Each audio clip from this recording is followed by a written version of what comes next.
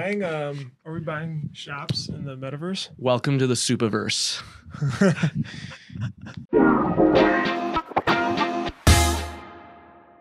Oh, welcome back, pronouncers. Welcome back to another awesome episode we've got coming up. We've got Mr. Rum Walia over at Supacolor. This one was fun. And I say every episode is fun because they actually are. I do really like doing them. But this one's really cool because we were in person. We're hanging out. We were at Supacolor HQ in California. We actually got a pretty cool sneak peek too of the facility. Unbelievable. We'll have a really neat shop tour in the future. But this episode, amazing. Supacolor's invested almost $10 million in growth in the last year. Unbelievable. And I don't think people fully realize what's going on there. But totally focused on DTF machines versus ordering heat transfers. Do you do it in-house? Do you buy it?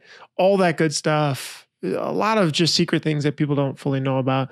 But before we jump into the episode, you guys know the drill here. We've got to give a huge shout out to our 4 amazing sponsors. First of all, Mr. Supacolor Ramwalia, the world's best heat transfer. They empower professional printers, clothing brands, brokers, crafters, and entrepreneurs with a heat press and helping them become a professional printer. They make it super fast and super easy by streamlining every step of the process, from printing and placing your orders to receiving your transfers and pressing them on almost any fabric. Supacolor gives you the means to grow so you could focus on what you do best: designing, creating, and above all, selling. Second, thank you so much to Graphic Source. Graphic Source specializes in providing high-quality, production-ready art and dedicated staffing solutions for decorators around the world. They work with so many different Printavo shops on your workflow management side, but also to plug into that very easily to handle that production art. They have industry leading quality on high-end color sets, professional digitized embroidery files, pixel-perfect mockups, and order entry solutions. They can make a big impact in your business. We've heard a lot of positive feedback. Once everybody gets synced up, it works really, really well. EasyWay, you shouldn't be spending all day cleaning dirty screens. EasyWay's line of environmentally conscious chemicals will get the job done faster and more efficiently, and will cost you a fraction of the cost per screen. Last but not least, Multicraft. If you haven't heard of Multicraft, they're an awesome distributor. They've been helping out Stephen Farragut at Campus Inc. a ton. And you definitely need to follow Dave Edgar's Multicraft_daddy if you need ink supplies or daddy. Multicraft screen printing and digital supplies for over 50 years will provide you with some of the top brands at competitive prices. Mention Printavo because you get an extra 10% off your first order. Get it going. Let's get the episode rolling. Thanks, guys. Hey, pronouncers, welcome back to the podcast. I'm your host, Bruce from Printavo. We've got a very special episode. We are with Mr. Stephen Farragut. You thought that was for you, wasn't it? I did think that was for me. Bruce always forgets about me. I was also wondering if there was somebody on the other side of the room you were pointing at, but I didn't see him. And Mr. Ramwalia. Oh, wait, what's your official title?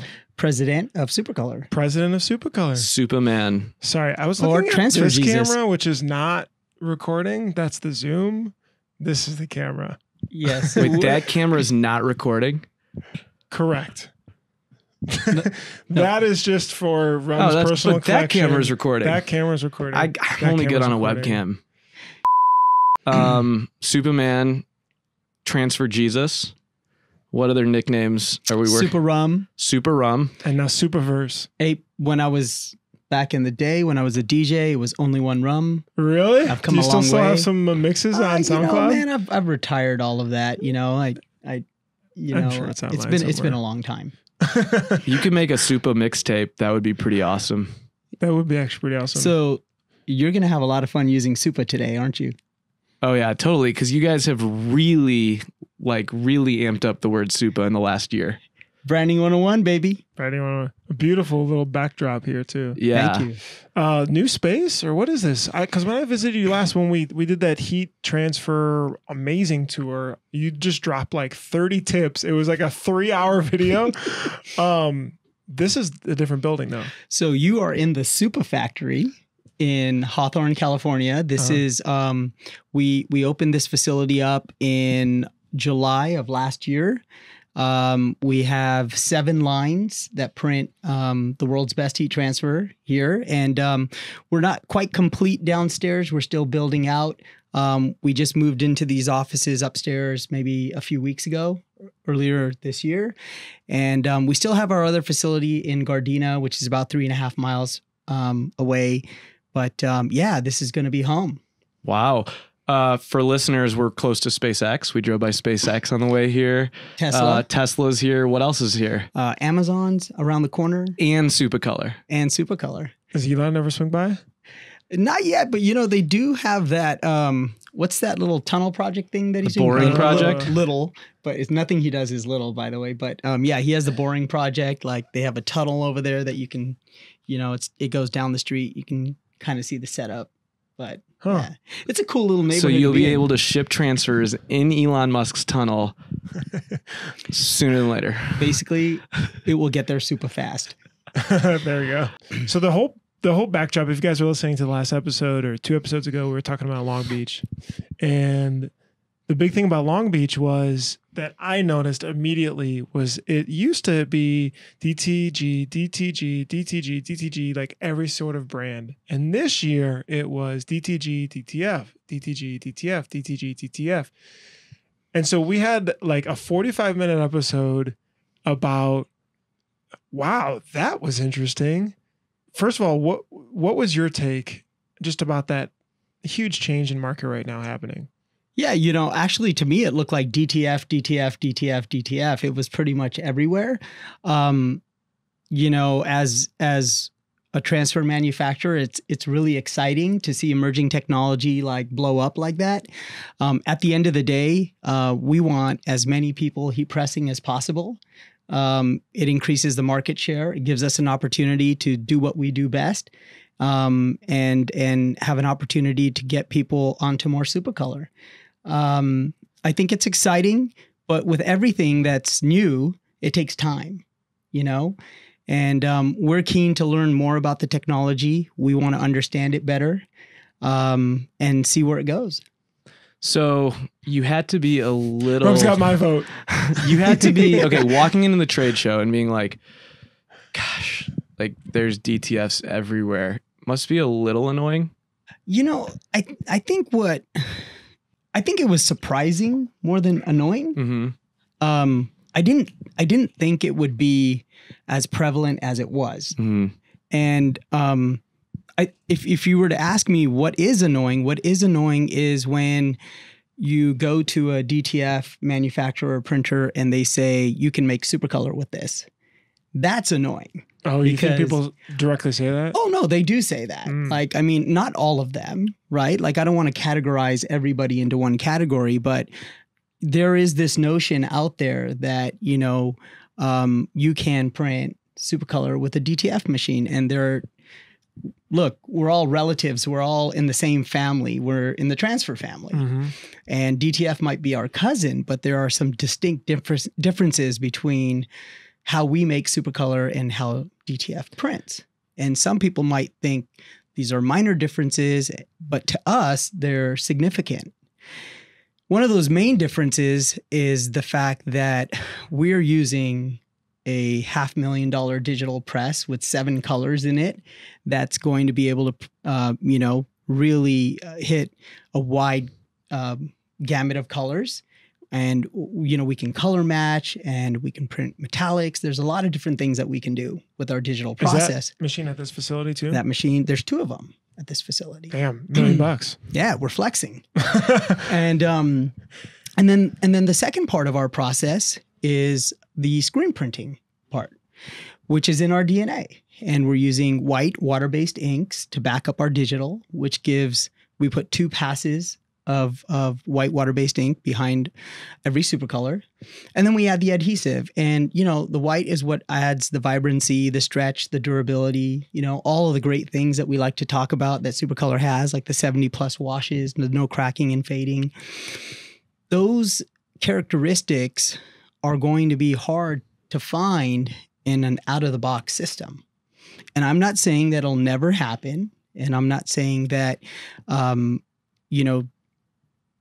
DTF or EcoSol or anything similar that you can print in your shop or at home is a bad product. It's just a different product. Mm-hmm. And we make a commercial grade transfer that, you know, you can apply onto just about any fabric. And I think what's noteworthy is and maybe you can answer this question, right? Like if you're decorating a $120 North Face garment, what type of transfer do you want to put on it? And I'm not talking soft shell blocker or anything like that, but like putting one that's going to stick. Yeah, right? Like, I mean, you know, damage is a huge factor in any business in the print industry. So for those listeners that know, I went down the DTF rabbit hole. We've tested out a couple machines, returned some, got some new ones. I texted you when I got the machine. I was like, hey, just so you know, I'm doing this. And you said, like, I'm happy for you. Like, you've hit a certain amount of scale where it makes sense. And, you know, I think it's also a form of flattery when someone can compare you to your brand and say, like, is this as good as Supacolor? True. So, you know, I give Supacolor a lot of credit because you guys really came to the States probably, 5 years ago? Yeah, January 2019. Okay, so like one of the first print hustlers or second print hustlers when we had Profit First Mike there, right? Mm-hmm. It was the first, I think it was the first one, right? And you were like giving us bags and you're like, just try them. And we really didn't fall in love until we had to decorate on masks. And that's where like the Supa fanfare started in my shop. And that's when we realized, holy cow, transfers are actually a huge part of our business that we were totally missing out on. So a part of me is like, yeah, we have that piece of equipment, but I was just telling you right now, there's 2 orders in your queue that you're producing for us because we've just now transitioned to more heat press and less screen print. Right. But I guess like from your standpoint, you know, when do you think those machines will be ready? Do you think it's going to be a couple of years? Like you guys obviously have the Rolls Royce downstairs. But are you a little bit nervous about how quickly that comes to the market? Well, you know, or is it an and conversation? I think it is an and conversation. You know, like if, you know, a person I met recently was quoting Steve Jobs and he says, either you have to be ready to cannibalize yourself or your competition's going to cannibalize you. And if you're not always looking inwards on how you can do things better, but also looking externally to figure out what your customers' needs are, then you're going to miss the mark. And if we were sitting back here saying that, hey, you know, we've changed the industry with Supacolor and we changed it again when you could order as few as 10 pieces last year. And if we sit back and we think we're done and we've done everything that we need to do and people are going to be happy, well, that's just making a lot of assumptions. People, I think, like DTF and DTG because it gives them the flexibility to do one piece at a time. And if you're running you know, an online shop or anything like that, and you want to do made to order, then it's very attractive.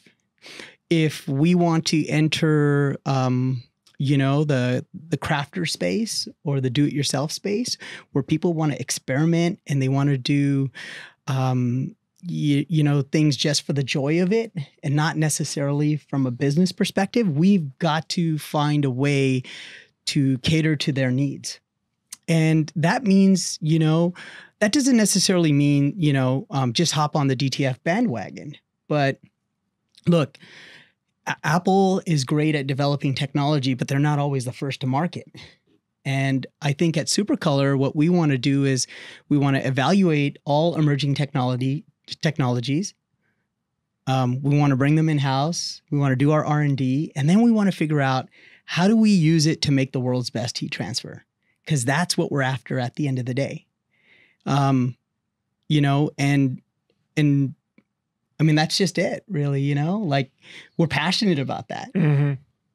It's interesting that we were all getting lunch and we were asking a shopper, like, would you ever get into DTF? This was Max. And he's like, no. He's like, why? I'll just keep buying them from Rum. Like, I don't want more equipment or I don't want to deal with this. Mm-hmm. But it's interesting then from your perspective of like you just pointed out you had orders in the queue, but obviously you're still messing around with right. it. And that's where, I was telling Rob, like we got it to replace our DTG because we absolutely hate DTG. But we also are trying to do something where we do a print on demand model with a DTF, right? That's like very particular for our e-commerce with barcodes and, the transfer comes out exactly when the shirt gets printed. But for the majority of our stuff, when it's high volume, we're still probably better off ordering them in bulk from a Supacolor. So like there is a balance. And I'm curious to know, like, maybe we can see my spend. And that's why we decided to go down that road. We were spending a shit ton of money with you guys and it was working really well. And it still is working really well. But I think all it's going to do is just push our team to do more transfers.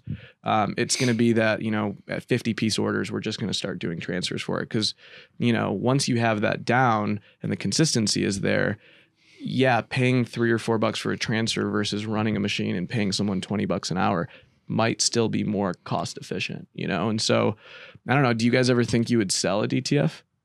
Yeah, I think, anything's possible. I think first and foremost, like I said, it's an emerging technology. Mm-hmm. We want to understand it, we want to study it, and we want to figure out how we can make it better before we do anything. We're not going to go to market with a product we don't believe is the best. And a lot of hard work goes into that. We don't want to rush to market. We want to make sure that, we're prepared and we feel good about, what we're going to deliver. Yeah. But just going back to what you were just saying a moment ago, I think what you're talking about is the buy or make strategic decision that a business has to make, right? And basically what that is understanding the cost basis of making a strategic buy decision of working with a supplier like Supacolor versus bringing in that process internally. Now, most people get to that fork in the road when something goes wrong with the supplier.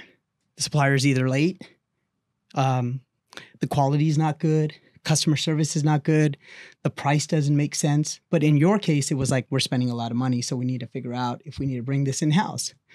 Now, I've been, a decorator myself, and I've bought a lot of different machinery over the years, DTG, white toner, everything, right? Like you kind of nerd out on these things. But at the end of the day, when you make that decision to bring it internally, you also have to figure out if you have the competencies to do that at such a high level that you can replace your supplier and it's actually going to save you money doing it. Meaning the labor and the equipment, right, and the maintenance and, the knowledge to be able to do it. Totally. And what you're talking about right there is the cost of ownership. Right. And I don't think that a lot of people are prepared to do the work. They can do it, prepared to do the work to understand what the true cost of ownership in acquiring a piece of equipment is. Mm-hmm. And then being able to figure out how to price it. See, now you go and you buy Supacolor and you know what the price is and you know you're paying $15 to get it shipped to you. You know what the cost per unit is.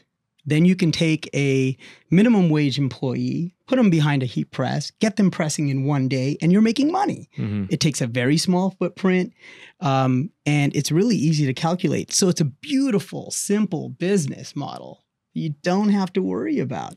And instead of putting your money into a printer and having to manage consumables, mm-hmm, and making sure your staff knows how to use it and producing it with the throughput that's necessary for you to accomplish all the work that you want to do in a day, well, that's pretty hard, right? And then you have to take your overheads and figure out what your cost is going to be. It's just not a press charge and, basically the cost of the Supacolor. Now, printers, and I have a printer's DNA, we're all guilty of this. We'll buy a piece of equipment and we won't amortize it into the price of per unit when we're printing. We'll take our overheads, we'll take our materials, we'll take our labor, but we very rarely do people say, right, this machine, how do I incorporate it into the cost of something that I'm selling? Mm-hmm. And so, the idea behind Supacolor was like, how do we make this simple? for people? How do we make it so that you could print unlimited colors and gradients? And I'm sorry that I'm going off on this, ramble or this tangent right here, but I think it's really key that if you're a business owner, simplicity matters in this day and age. Because chances are, if you're looking to buy equipment, you're probably not looking at 3 or 4 things that are way more important for you to do right now to increase your sales. Right? One is your brand. How do you stand out amongst thousands of other printers? We came into an industry that was well established with big players already making heat transfers, and we came out of nowhere and everybody was like, whoa, who are these guys? And can we pause for 1 second? Because I think we came out of nowhere is really critical, because there are other people that printed digital transfers before Supacolor. There are people that printed a similar type of hybrid digital transfer. But Absolutely. like a full color. When you guys came to market, yeah, the technology was like awesome, but what was your big and what was your big differentiating factor? I think it starts back when you're a customer of other manufacturers and you get a certain experience using their products, you get an experience using their service, and you figure out where the gaps are. And you ask yourself, what would you want to do differently? Or how would you do it differently? And then you actually have to go out and do it. And there were a couple of things, like we can talk about the product and the quality and all of those other things, but, we believe that the way we print our transfers is the best because they're going to last a long time, they're reliable, they're vibrant, they're colorful. We believe in all of that. But in a crowded market where there's so many different options for transfers, Supacolor stands out because we have brand. And people trust that brand. They believe in that brand because, I'm sitting here today talking to you guys and I'm out there talking to, a lot of other printers, and they know that at the end of the day, they can count. But when you were first starting, what were your, you had a superior product or you believed in it, but you still had not really proven it to the world yet. What were you doing to differentiate then, early Supa days?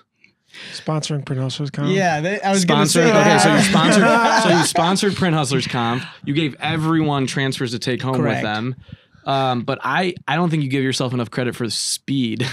The reason we went to Supacolor is because it was fast. Yeah, or there was no other competitor that we could find that was as fast as Supacolor. Speed will always be our competitive advantage, and that's why our brand values are super fast, super easy, super color. We talk about that all the time. Speed is the easiest way to add value. Totally. Responding to a customer fast, picking up the phone fast after a fuse button rings. Obviously, order turnaround time.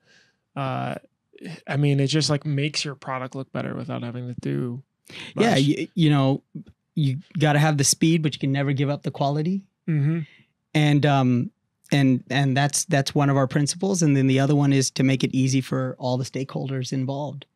And Supacolor represents, pride in what we do and respect for the people in the process. And so when you put those 3 things together every single day, that's how you make the world's best heat transfer. Because it's more, I stood up on the stage at Print Hustlers and I said, hey, we're more than just a heat transfer company. We're your partners because we want to help you grow your business. It's not always about making caps, bags. Can you share how much you've invested in Supacolor this year or 2021? Man, a lot of money. I think, we built out Atlanta last year. So Atlanta's running now. Atlanta's running 2 full shifts. Wow. You were back in there. I was back and forth quite a bit. Yeah. Then we built this place. We're still building this place out. I think last year we probably worldwide with even the build out in the UK, we probably did $7 to $10 million in machinery and just construction costs. That's crazy. I don't think people understand the scale that's happening behind the scenes because it's it's Rum, it's and you're still there on the front lines. Yeah. I love it. I love that. I love that part of the business is because, it allows you to keep the ear to the ground, but every day it's about trying to add value, but not being essential to operations. I heard that from Chris Blakesley Yeah. at Print Hustlers, and it stuck with me. Like every day I think about that line, you know? Yeah. But and that's why I also asked you for that recording because I that's wanted to watch it again. But also, you guys also like no one's perfect. And like the best part about Supacolor is like if anything goes wrong, you just like, hey, something happened, and they'll be like, we got you taken care of. No questions. I mean, you obviously don't want that happening all the time, but like us as printers, we mess up all the time too. Yeah. You're hungry. It's like the underdog, feeling. Yeah. Well, it was, and again, Steve, that came about from the experiences that we were having. Right. Right. And there's this, our industry, for whatever reason, has a history of punishing the customer for doing things wrong. You gave us the wrong artwork. You did this wrong. You did that wrong. That's why it came out this way, you know? And I think that we want to get away from rules. We want to get away from punishment. We want to embrace the fact that, this truly is a partnership. So let's make it happen together.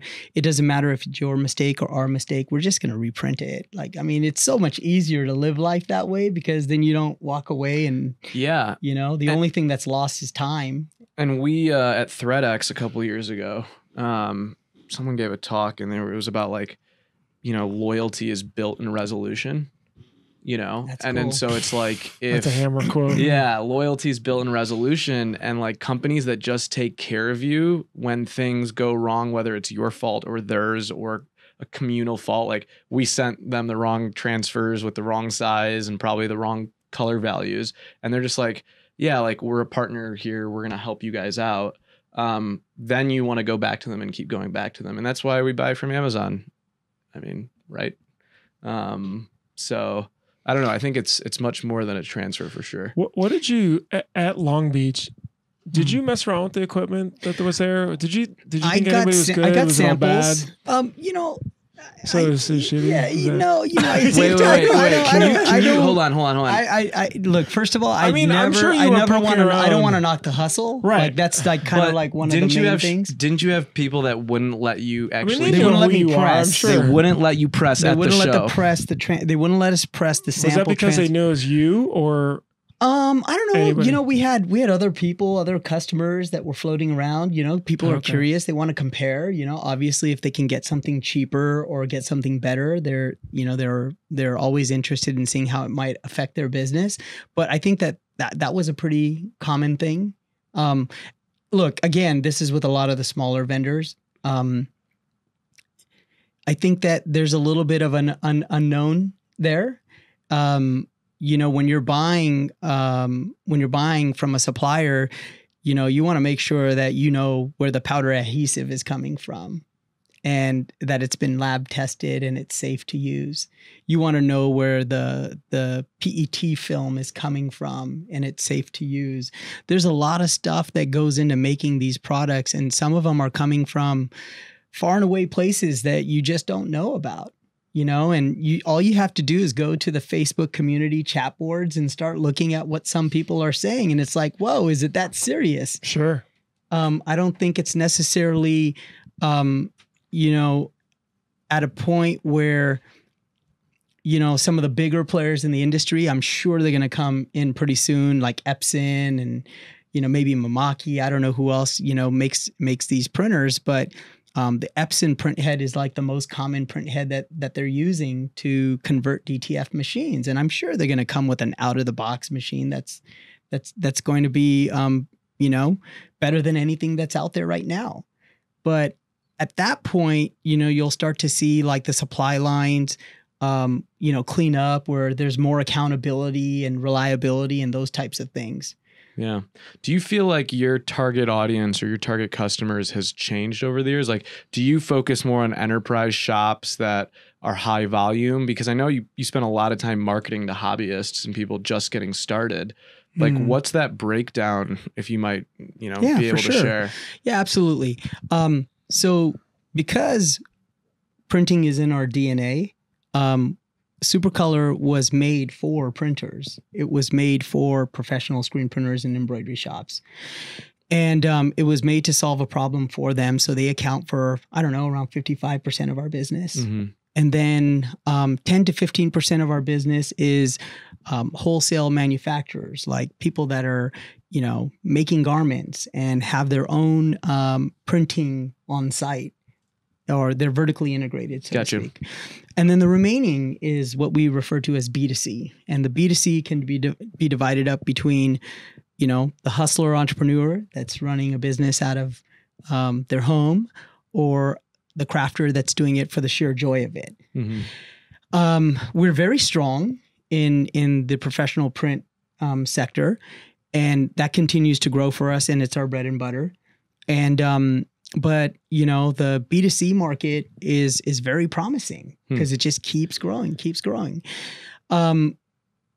We want to grow the industry, and when you look at that B2C, it's about that passion for printing. It's about making the younger generation fall in love with heat transfer printing, because it's so accessible. Like if you're a young kid, right? You're in high school and you want to get into printing garments. Yeah, back in the day, you would aspire to go and get, a 4-color silver press or something. Yeah, something like that, right? Like that's what you aspired to do. But then you got to get the screens, and then you got to figure out how you're going to burn them and do all of that other stuff. And there's a little bit of drama involved in doing all of that. Yeah, it's super cool. But what's super easy is getting a heat press, right? And you might be able to find one on Amazon for as low as $250. It'll get you in the game. It's probably not the best one, but for like $500, $600, $700, you start to get some better heat presses. And then all you need to do is get Supacolor, and you're on your way. We've got kids as young as 14 years old that are on our platform buying from us. Is there a crazy opportunity to integrate with like a Michaels.com or something with? Man, that all sounds amazing. I think that ultimately, the goal for us is because the what's it, the Cry Cut or Cricut? Cricut, they're coming out with their and Cricut DTF is a machine. Is a huge company, right? And they appeal to that demographic as well. I think ideally, but Cricut doesn't grow with you. Right, Sorry, but like Cricut. for this home, like this B2C, I think of like these like hobbyists and Well, I think of like, you look at like Ryanette's story, very much the same way. Like start with the hobby shop, start with the kits at home, grow, selling, grow into buying a rock. I mean, it's kind of the same trajectory, right? Yeah. And I think that's what you're changing that landscape, is saying it's starting with transfers now. Do you see yourself ever selling like heat presses? I think anything is possible. I think last year was all about scaling. There was, we grew really fast. Yeah, and, UK, Atlanta. Yeah, and here. Demand was so strong that, when we first started out, we say, you order today, we ship tomorrow, and we did. And then all of a sudden it's like, you order today and we ship 3 days from now. Uh-oh. And that didn't sit well with us. And at that point, we were air freighting in equipment like on airplanes just to scale up as fast as we could so that we didn't have to break our promise. And every time we'd add equipment, we'd grow more. And then we're like, whatever we just did wasn't enough, so we got to do more. And this goes back to that question of how much did you guys invest last year?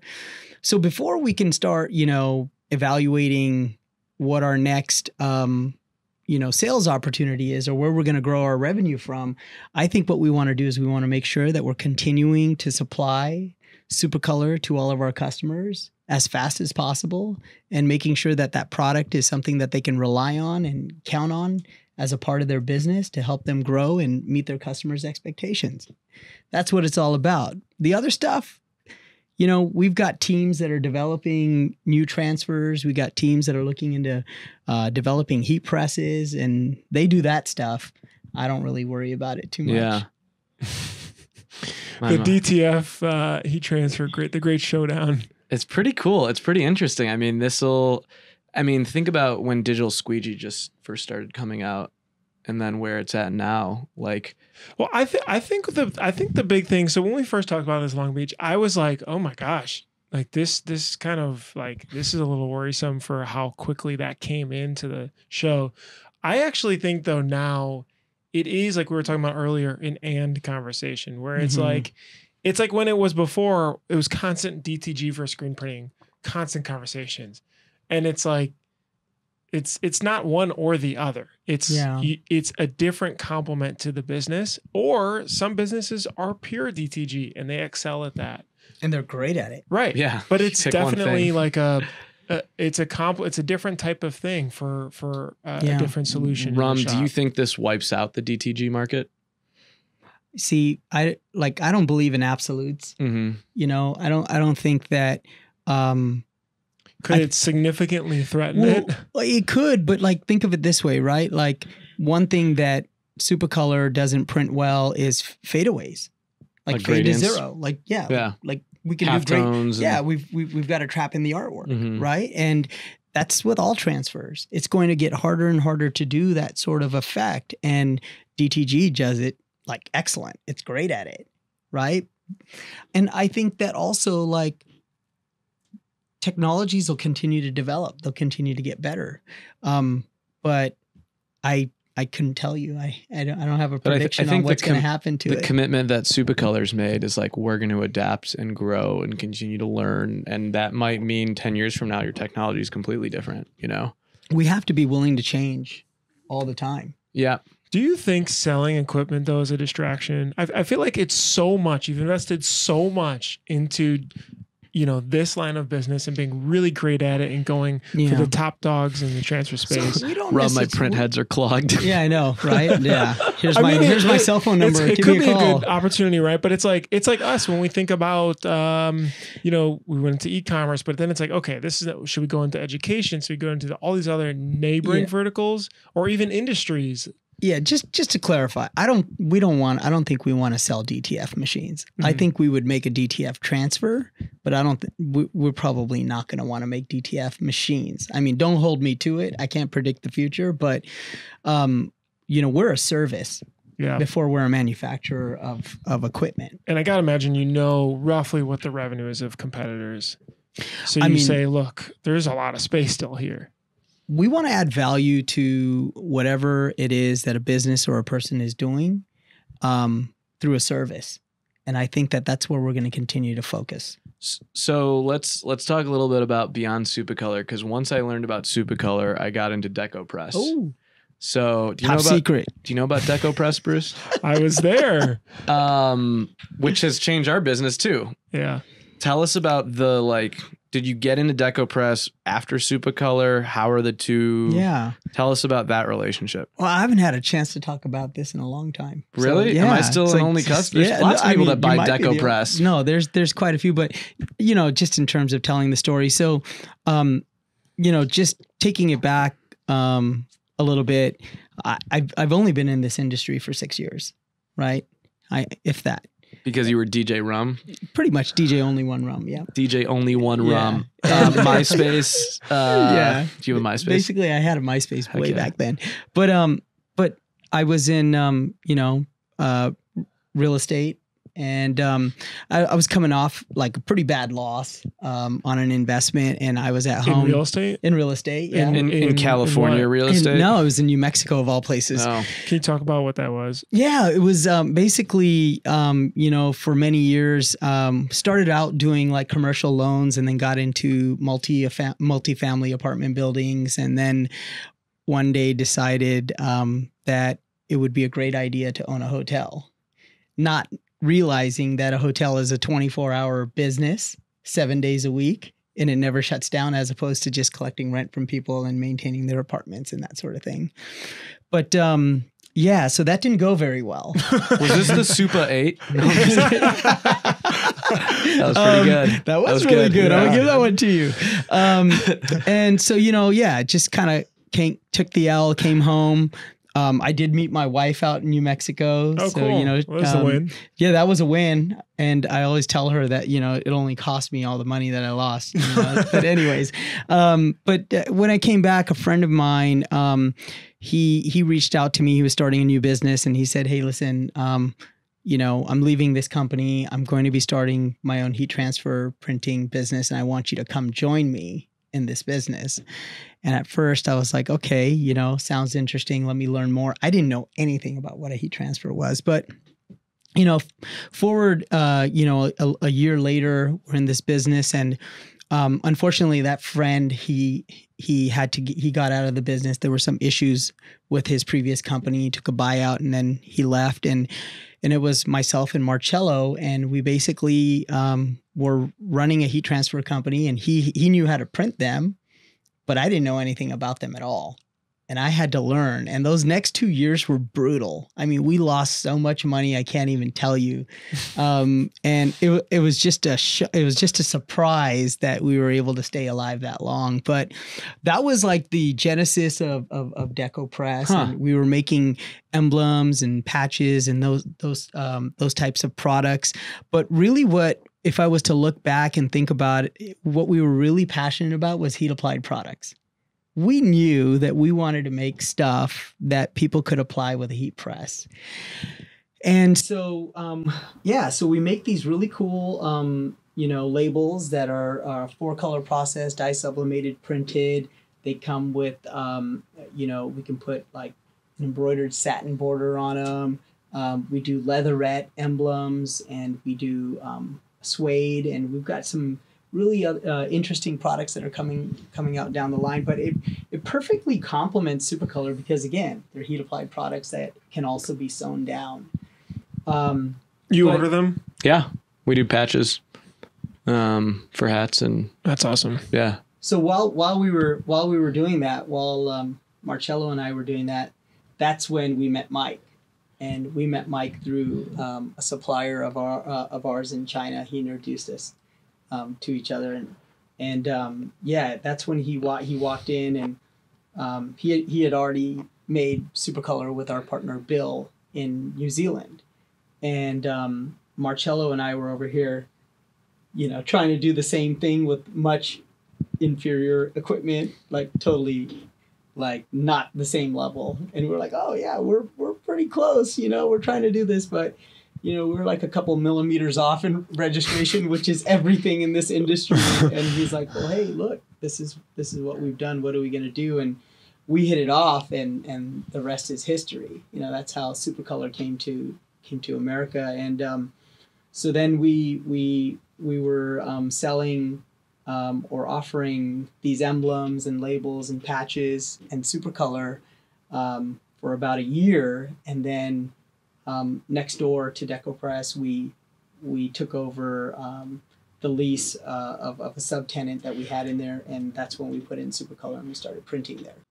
So they're all housed under one. So Deco Press was actually almost before Supacolor. Yeah, it was technically, but it was under a different name, and now it's kind of like the next frontier for us in terms of what we want to bring to the table and how we help our customers on their journey. How you doing business-wise, or just like personal? How do you handle this all? I can barely. I got to outsource fulfillment and return my DTF. What do you got? All that aside, and like how do you keep it all? I know you're going to Mexico for 4 days. Is that like my first trip in I don't know how long? Really? With my family, yeah. I've got a 2-year-old. I got a 4-year-old. Okay. My wife is amazing. Yeah. She definitely is really, really supportive. Is she in the business too, or? No. She's just recently. She's transitioning jobs right now. Got it. In the energy sector for a while. Totally different business. I would tell you this, that we've got a great team here, really supportive, and I think that we now we have over 100 employees. I think the last time I checked, there's 110 people that work for Supacolor. Deco Press. And is that worldwide or here in the States? That's just here in the States. So 100 employees. I think total we'd be really close to 200 worldwide. So then, what's your leadership team look like? Obviously, Mike's there, but how? I mean, you had to build out infrastructure. Do you have help to do that? Yeah, and also that was the great political answer, but I'm looking, oh man, I'm a man. It's just I'm crazy. I feel like it's a shit show a lot of the time for everybody internally in their business, but these are all their business owners obviously watching. So I'm gonna be honest. I love the hustle, right? I'm a bit of an addict, and I love to work, and I get excited every day to do this. Yeah. Because it's a really exciting gig, and I wake up in the morning. I like to get my exercise in, come back, have breakfast with my kids. And then I'm off to work, and then I come home, and then I hang out with them, and then they go to bed, and then I'm working again. And it's pretty much what like most entrepreneurs are doing. And you just try to get in whatever you can, whenever you can, and the rest of the time you're on the grind. I'm just picturing myself managing an Atlanta facility from Los Angeles with physical goods. Like, we're our software company, so it's a little different, right? But like, and then there's UK, and then there's the other building here. Yeah, you're a software guy. I mean, but like people wise, like shifts. I'm not showing up today. I'm not, this and then. I think. Okay, so structure. That's crazy. Structure is really important. We definitely learning a lot on the job. Mm-hmm. And sometimes you make some decisions and you pay the price, but you better learn from them, because you can't make the same mistake twice. Right. Especially when our competitors are as big as they are and as good as they are, And so we have a good plant structure now with plant managers and then production managers. And is it a bit of a playbook that you roll out now? Yeah, there is definitely a playbook now. And we have director level positions. So like we have a director of people and culture. Some other people might call that HR, but for us it's director of people and culture, Erica Taylor. We've got director of marketing. And so we're filling all those positions up with some really great people. I think last year you'd find me in the factory. Like if there was when COVID broke out, I was making screens, first time around in August, like I was literally taping screens. And I don't, trust me, you guys don't want me taping screens. Okay. Yeah. You don't want me printing either. If anybody got any bad transfers in August, you can blame me. It's probably my fault. My screens. But rum@supacolor.com. I mean, when COVID broke, I was printing, and one arm's longer than the other. It's not really my fault, but like I messed up so much stuff. I don't belong there. Yeah. But glad we share that. Now it's about like trying to like what we said earlier, add value but not be essential to the process. And Mike and I work with a business strategy coach who kind of like he mentors us, and we learn about the things that we don't know about because we're entrepreneurs. And then we learn how to, build teams out, build processes out. It's like kind of like going to MBA school, but not going to MBA school. Yeah, that's big. Really we just had a mentor coach just on the episode too. Mm-hmm. Yeah.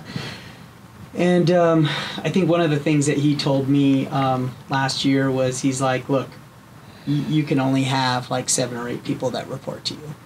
Everybody can't have access to you, and everybody can't call you when there's a problem. And as much as I love being that guy, I love being connected to everybody, Gotta turn Slack off. Yeah, like it just was like it was hurting the company because I wasn't focused on all the right things all the time. Mm-hmm. And that comes with experience and just kind of learning on the job. And not being available. Like you have to force yourself to not be available. I mean, and that's a hard thing because you keep looking at the business and you're like, oh, I could just fix that, or I could just fix that. Having the time to think. Yeah. Is like so underrated. Stare at the wall. So, you learn to appreciate different things as you go on your journey as a business person or as an entrepreneur. And things that were really, really hard become easy and not as challenging, and things that you've never experienced before or you don't know how to do, they're very scary, and they seem like, oh man, how am I ever going to do that? But the hustler inside never wants to lose. That's true. This is good stuff. The hustler inside never wants to lose. Super hustle. Rum Wally, everybody from Supacolor, thank you so much for having us in your beautiful new spot. Mr. Stephen Fair got a Campus Inc. I'm Bruce from Printavo. Thank you guys so much for listening. We'll see you guys in the next episode. Sweet.